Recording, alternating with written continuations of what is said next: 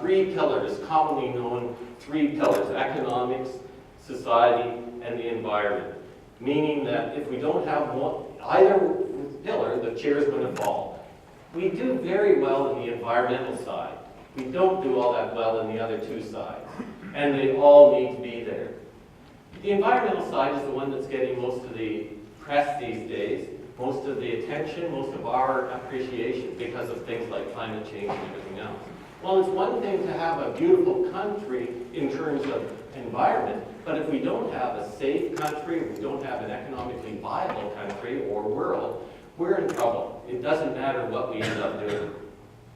And more importantly, I want to put you and me into this mix. When you just have those three bubbles, you just see the three bubbles, those three disciplines, or whatever we want to call them, three pillars of sustainability. Well, indeed, the previous pillar is you and me. And we're going to, and that becomes extremely important, and you'll get to that point later on. Three big issues with sustainability right now. Now, sustainability takes in everything, including climate change, of course, rivers, food, everything. Three big things. Population, number one, is the issue. We've got too many people on the planet, we know that. We've got too many people. You and I can't do much about that. Yep. Except exercise safe sex. But then we also have energy and technology. Now that's where an awful lot of our attention I'll just lock off on this. Energy is causing a lot of our economic and yes. environmental degradation. Technology is there to hopefully is going to help us. So we look at that as the savior. It's not really going to be a savior, you know, and it's going to be part of the thing. But energy and technology is something that other people are working on. The vast majority of people are not working on those aspects. What we can do is determine all of this by how we live. And I want to bring sustainability, just like that first bubble, in terms of all the pillars of sustainability. I want to envelop that whole concept with what you can do in a personal sense. Sustainability is complicated. There's lots of stuff going on out there. Lots of issues, intertwined issues. I talk about my old 20-year-old Volvo and how I love driving that. And, well, first of all, because I look cool driving it, but that's not what the others say anyway. But also, and what do they know? Also, I'm going to keep the embedded energy that's in a car and keep on going. If it's not polluting, if I don't drive a long distance, then it's probably a pretty good thing. But it's a bad thing. So it's a good thing for the environment, but it's a bad thing for the economy and social aspects of it. Those people, my neighbor down the street can't get a job making cars. My neighbor down the other street can't get a job selling cars. So it becomes much more complicated than just saying, oh, I'm going to do this to save the environment. Well, you've got to address all the other ones too. And it's just kind of mind-boggling. And so what I want to do is, to demonstrate that, I want these four people, come on, right now. Quickly, I've only got, how many more minutes have I got? Hey, the clock is done. Okay. You look like you can't see.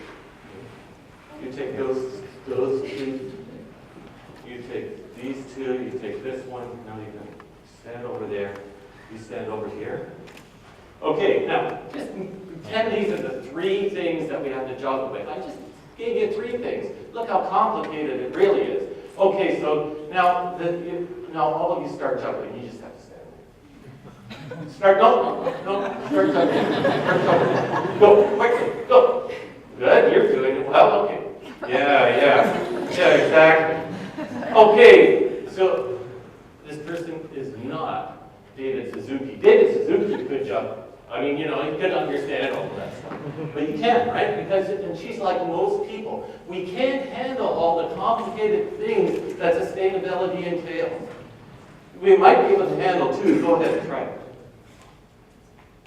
Oh, he's pretty good. No, you can do pretty well too. This is the kind of, yeah. And this person is just bored. And so this person is the one that I want everyone to become when they're dealing with sustainability, not this one. And when we give up so much information about sustainability, we just get like she was trying to pass the ball over to the other guy. And that's what's going to happen. We're just going to not happen. I have some presents for you for doing this. 2 dimes. Okay. Thank you. Here you go. Here's your last one. Okay, give me back the ball. Okay.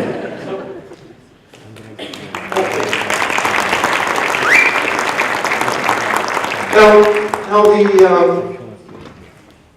with sustainability being so difficult, is it still on? Yep. Okay, good. With sustainability being so difficult, all right, good.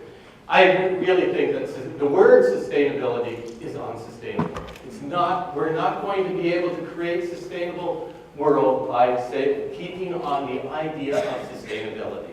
It's just way too complicated. It might work for the David Suzuki's of the world and all of you smart university types, but it's not going to work for the general population. It's just too difficult. So, and indeed, when we end up trying to save the planet, there's no way it's going to have any traction if it doesn't include bettering your life or actually showing you that it's a good life.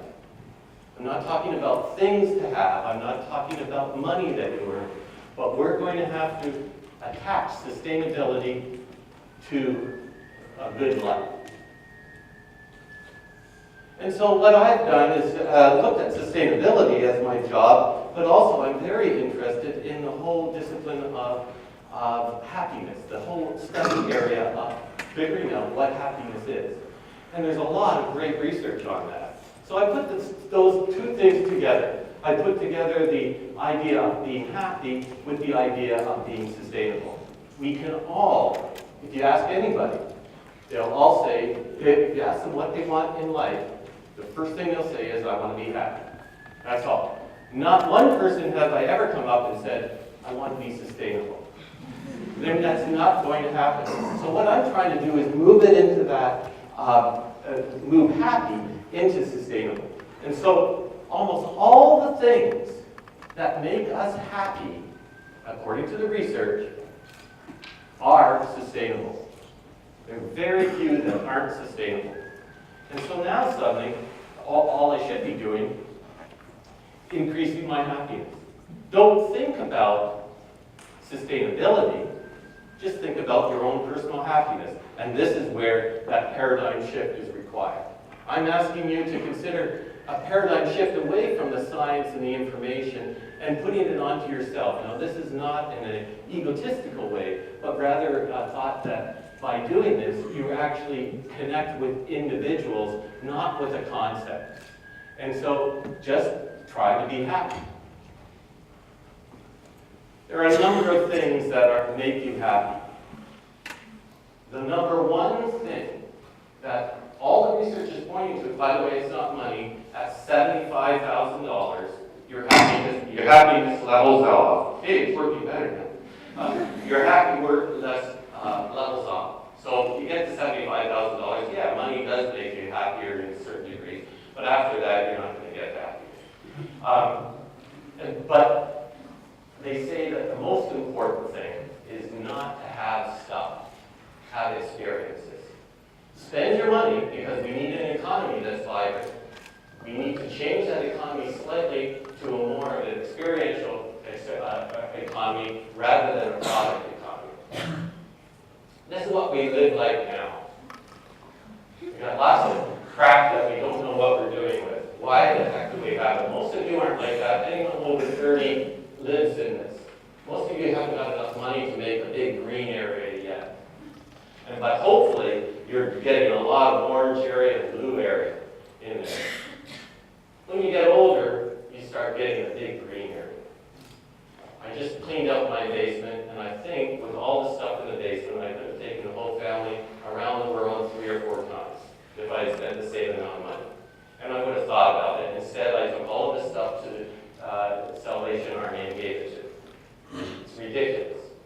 And yet, I could have spent the same amount of money, moved the economy in the same way, and indeed made myself happier. So this is what I want to get to. I want more memories, less stuff. So I have a thing that I always do is all my presents disappear. I never give a present that hangs around. It always disappears. It's a meal, it's an experience, it's a trip, it's a concert, it's a bottle of wine, something that disappears all the time, because those are the things that make experiences. Things don't make experiences. Of course, we also want to, as a designer, I like to make sure that more of my stuff that I need, I actually like. And there again is a much more sustainable world. What I'm trying to do is connect happiness with sustainability. Being happy in certain ways, in these major ways, will make the world, de facto, much more sustainable. This is another way of looking at it. This is talking about the energy that it takes to have to purchase stuff. And you can see that the joy is there at the beginning, but very quickly it crosses over, and that thing is a burden. And if any of you have ever moved, you know what I'm talking about. That crossing point happens very, very quickly. In fact, they say about 3 months. That point crosses and becomes a burden to own, not a physical burden. And it is a physical burden, but it's a mental burden. And we're talking about the mental focus on this and how much it really costs to have something. And all that mental focus that's there couldn't be someplace else if you didn't do all this stuff. It would be much more sustainable. So we've got to change that paradigm shift away from getting stuff. Stuff is cheap, stuff is accessible, stuff that doesn't do anything for us. We don't look clever anymore to having a lot of stuff because everybody in the world can have a lot of stuff if they have some money. Certainly I understand that. But it's no big deal. What we should be doing is going after experience. Now there's one caveat here, and I put it up there. The shoes that I just showed, women's shoes, I've been married, and I know that there's no way in hell you're going to convince women not to buy shoes. And so, I actually think that their joy level is a constant line right across the ground. And so, if you're always going to have this joy of having shoes, then it's never become a burden. I've never seen a woman and said, damn, I hate moving in these things. But yet on that picture on the left, here's this picture of all the junk, $6 billion business just storing people's junk in those little garages that you see along the highway. $6 billion in North America, just to store your junk. The shoes are there because I'm not touching that, honest, I don't want tomatoes thrown at me. Just don't buy all kinds of stuff. Then you'll be a lot happier. Use that money. I'm not saying this stuff costs so much money and so much energy and so much degradation to the world just by producing it. Give. Number 2, in terms of the list of things that make you happy, this is from just the top 4 that I've given at the beginning, and that's pretty clear. Just talk to the wonderful people that have organized this event today.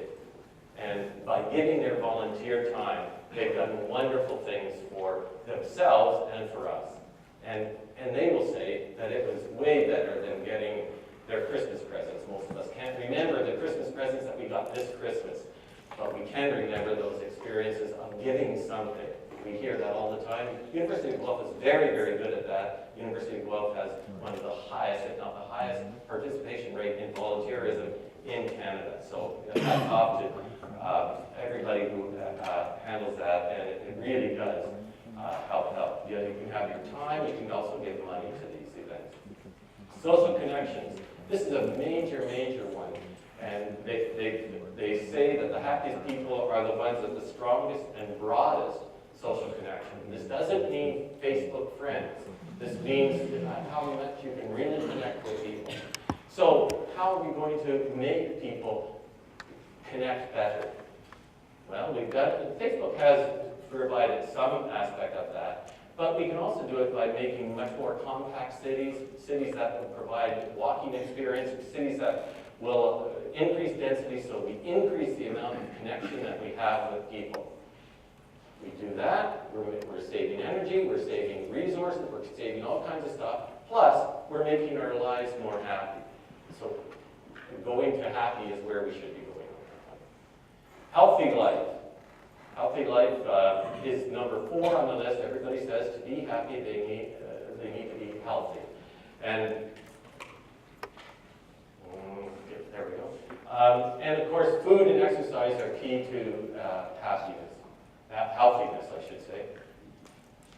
Exercise, so what we're going to have to do is create, again, communities that will encourage exercise and social contact. So now we're feeding the one up above it. These things are all intertwined. Eating healthily is a great way of doing it. And eating locally is a good way, socially, economically, and for food sovereignty and security. And I put up a hamburger there because a lot of you know, and if you don't, I'll tell you, the hamburgers are not, red meat is at the top of the food chain. It's so energy consumptive and so water consumptive that we shouldn't be eating it. But indeed, I like meat. I do. I'm not a vegetarian. My kids are vegans, but I'm not. So what I've done is simply make one little decision, which is not to eat meat during the week. On the weekend, I'm a carnivore. During the week, I'm a vegetarian. And that had not eating one hamburger will make more impact on the environment than all the recycling you'll do in your whole life, I would think. I haven't done that calculation, but it's pretty close. It's unbelievable. 7,000 gallons of water are used for each pound of beef, red beef that you have.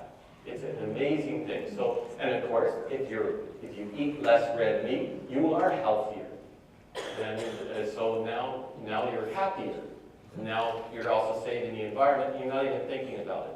So what I want you to do is not have to stand here and juggle all these things out there, but rather just look at yourself as a happy person.